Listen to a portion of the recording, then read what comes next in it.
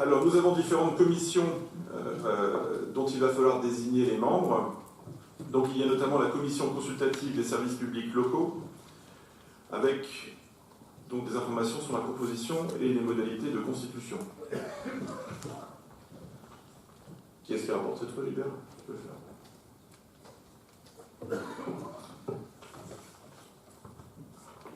Donc, comme nous l'avions fait il y a 2 semaines pour le protocole, disons, de dépôt de liste pour les commissions d'appel d'offres, nous avons la même question aujourd'hui pour les commissions consultatives des services publics locaux. Donc, on ne va pas choisir aujourd'hui les membres, on ne va pas constituer la liste, mais on va voir les conditions de dépôt de liste.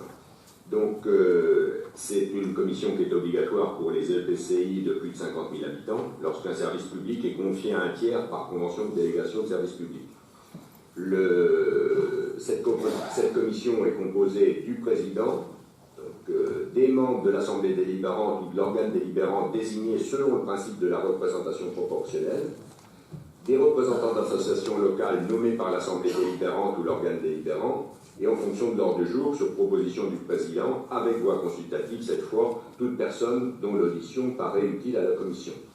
Donc la majorité des membres de la commission peut demander à l'inscription à l'ordre du jour de toute proposition relative à l'amélioration des services publics sociaux. Son rôle, c'est d'examiner chaque année le rapport du président, le rapport mentionné établi par le délégataire de services publics, les rapports sur les prix et la qualité du service public d'eau potable, des services d'assainissement, les services de collecte, c'est des choses que vous êtes habitués de voir dans vos collectivités, un bilan d'activité des services exploités en régie dotée d'autonomie financière et un rapport établi par le compte contractant d'un contrat de partenariat. Alors de plus, cette commission est consultée pour avis par l'Assemblée délibérante ou l'organe délibérant sur tout projet de délégation de service public avant que l'Assemblée délibérante se prononce dans les conditions prévues par la loi. Elle est également consultée pour tout projet de création d'une régie dotée d'autonomie financière avant la décision portant création de la régie. Elle est consultée sur tout projet de partenariat avant que l'Assemblée délibérante ou l'organe délibérant ne se prononce dans les conditions prévues par la loi. Et sur tout projet de participation du service de l'eau et de l'assainissement à un programme de recherche et de développement avant la décision d'y engager le service. Grosso modo, c'est une commission, comme toutes nos autres commissions, qui est réunie avant et qui donne un avis, donc qui est constitué d'élus et de représentants extérieurs, et qui donne son avis avant qu'on ait à voter la délibération en conseil communautaire.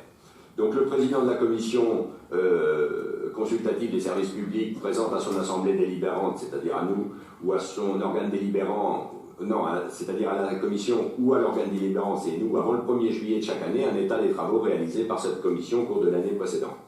Donc, elle pourra constituer avec les présidents, comme représentants, ou en cas d'empêchement, voilà, comme représentant du président.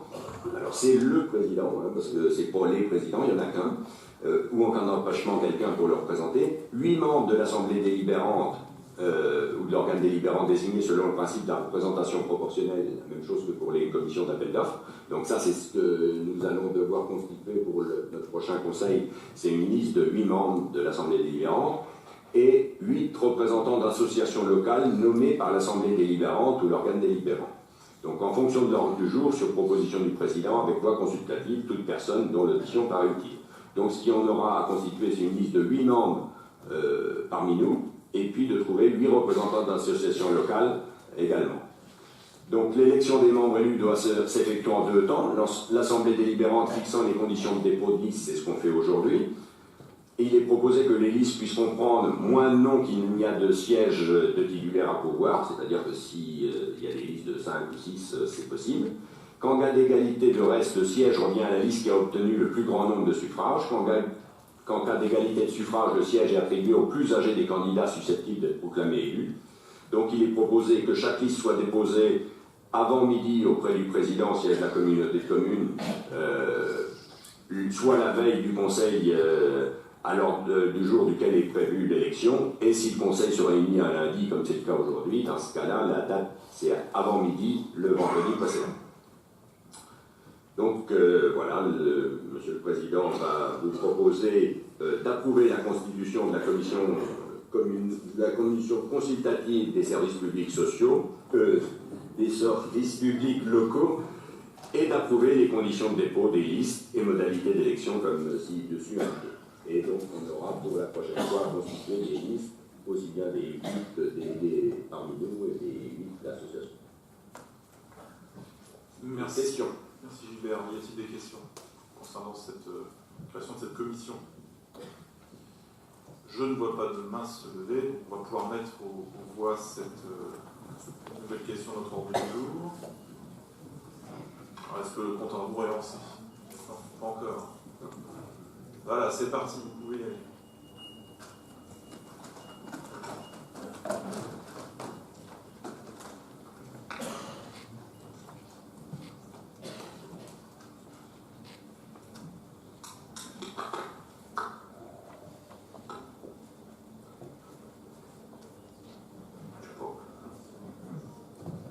Bien, 153 sur 153, c'était une très bonne chose. Donc les résultats vont s'afficher. Alors nous avons 150 pour, 1 contre et 2 abstentions. Merci. On peut